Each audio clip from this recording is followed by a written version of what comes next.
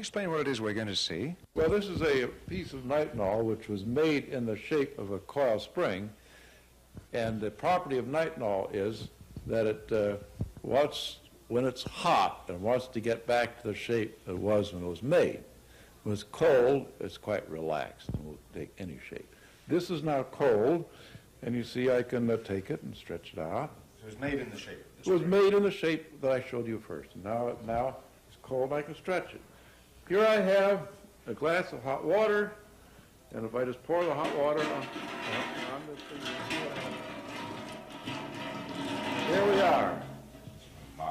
Good as new. In the cool state, it's relaxed and floppy. In the heated state, it remembers its former state. That's why you say it has a memory. So if you make the thing, if you make this piece of wire so it's straight when you made it, then when it's hot, it wants to straighten out. When it's cold, it's just as floppy as a wet noodle. You know, if you take one of these things and put hot and cold water in your hand, it's like a wet noodle when it's cold. When it's hot, it straightens out very suddenly. It's quite strong stuff. In a small workshop across from his office, he designed and built a wheel with nitinol loops hanging from the spokes. He calculated that if he filled a container with cold water and another with hot water, the loops of nitinol, moving from one bath to the other, would bend, then spring back, and that the sudden spring of the nitinol in the hot water would drive the wheel around, thus becoming the world's first solid-state heat engine. He was right.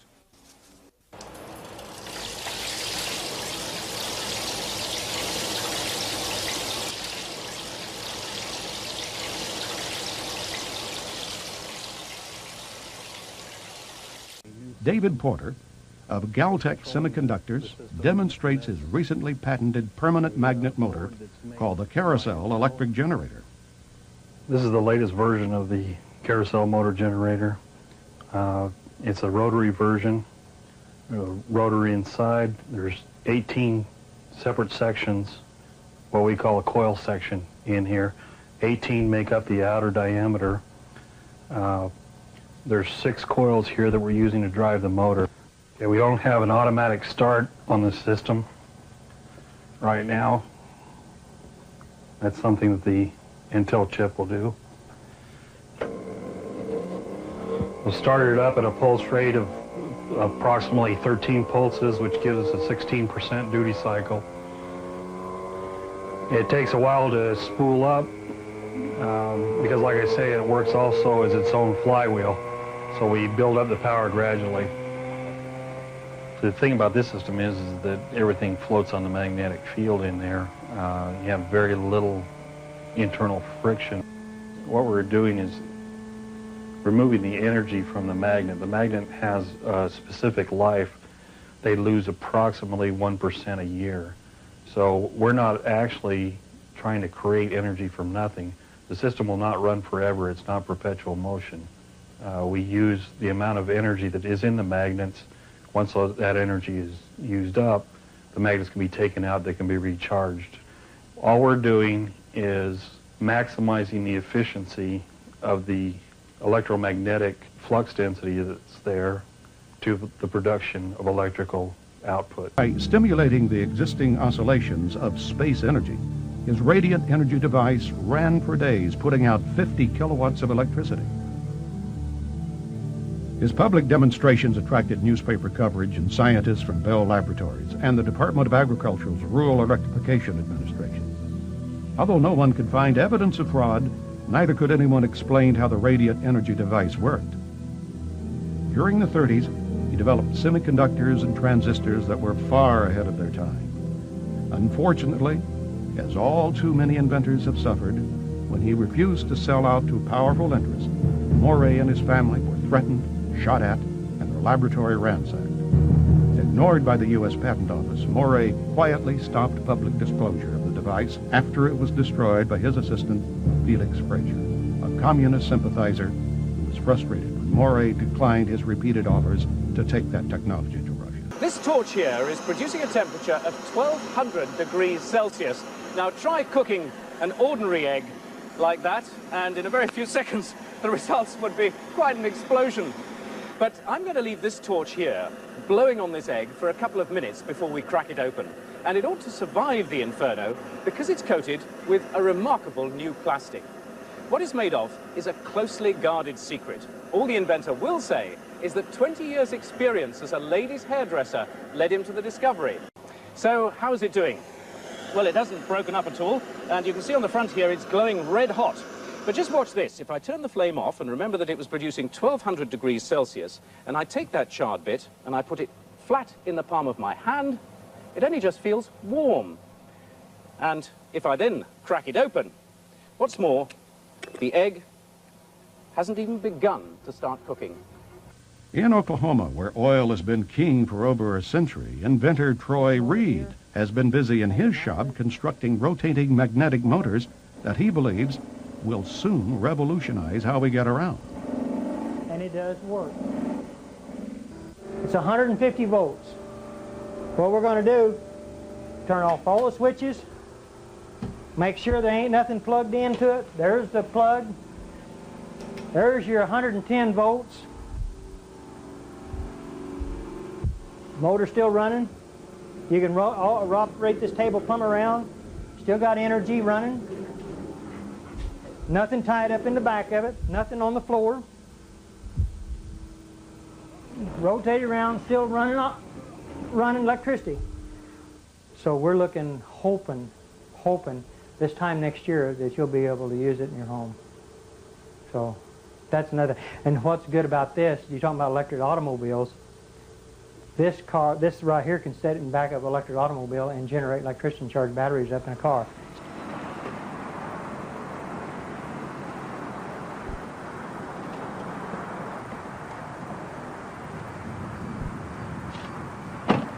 Beautiful automobile. You can drive it anywhere you want to. You don't pollute the air. All the other electric automobiles that I've actually seen has been nothing but this standard transmission. This is an automatic transmission car. There's not a whole lot of what you call junk, I would call, under cars. I've seen a lot of electric cars that had a lot of stuff in it. The only thing that this has a battery to run the radio, the blower. We've got two safety switches over here that can be mounted into an enclosed system, but we did this where you could see, where people can see this car with the technology. It's a safety switch system. This is a controller box, a Curtis control box.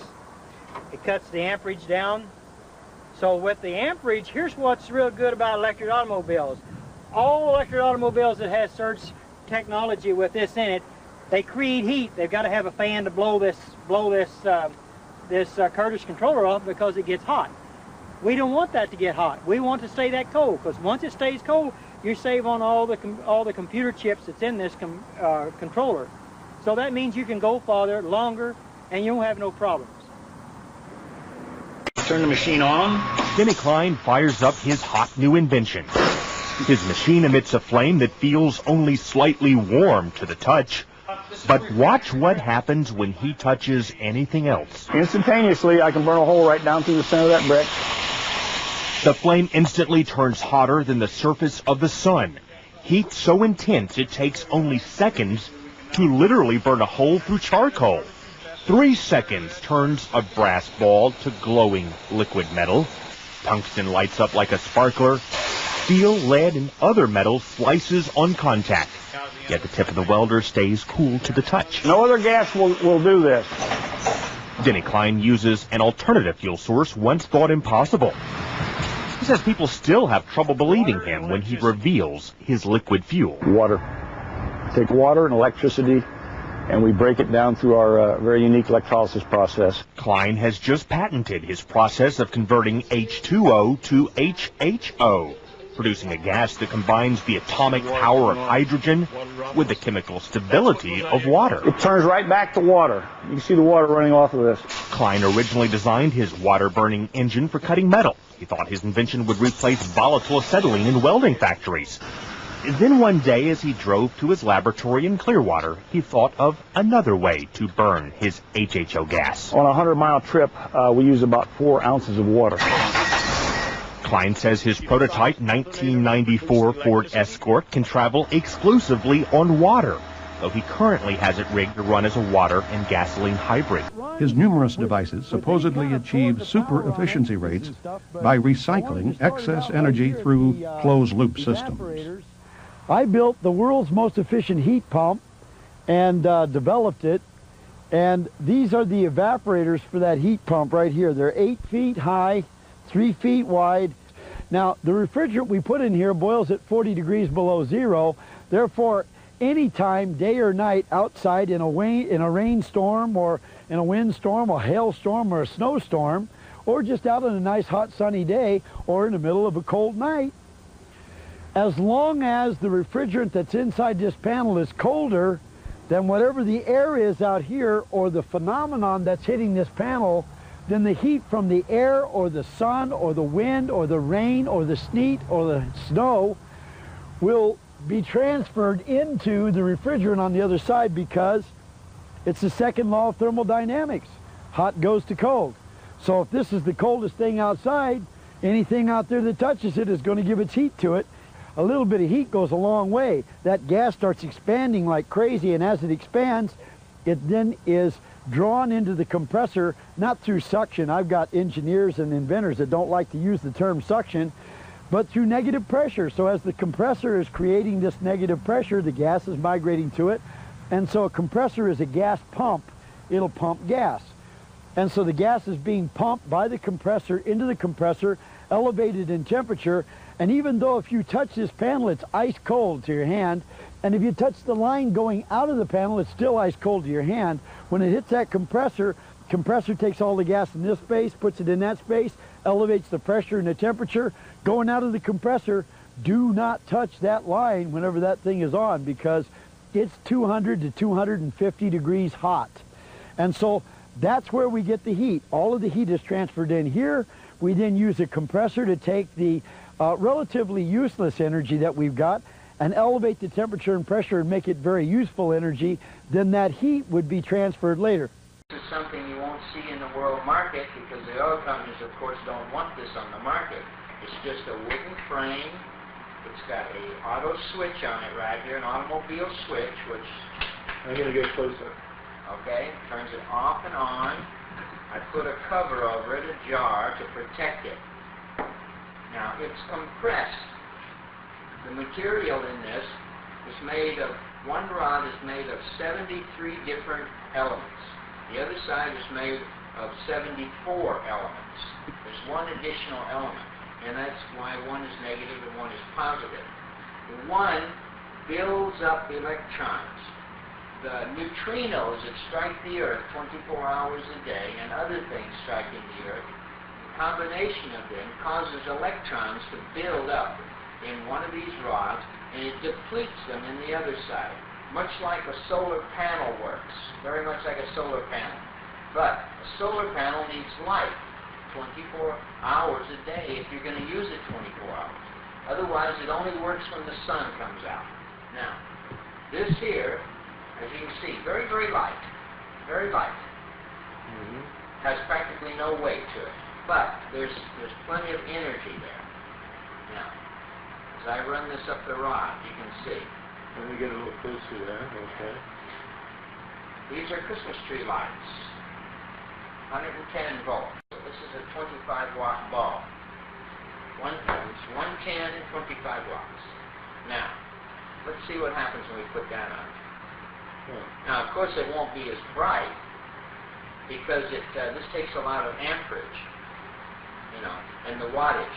This here, the watts on this thing here is only about, right now, about 18 watts only, and this is 25 watts. Now, do the rods get hot? No, the rods don't get hot. The light bulb is just hot. Yeah, because it's... it gets hot. Now, you need a very big battery to do that, if you want to do that with a battery. That's to show there's no power here as far as storage power. It stores a certain amount of electrons because it builds up.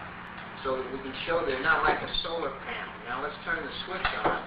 So the power is now going from the bottom terminals through the switch here to the top here. Right, okay. Now we use these two terminals on here because sometimes at the cave site we used to use this to charge the big battery.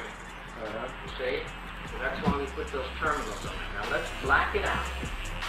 See if we can still light it. See what I mean? You all right?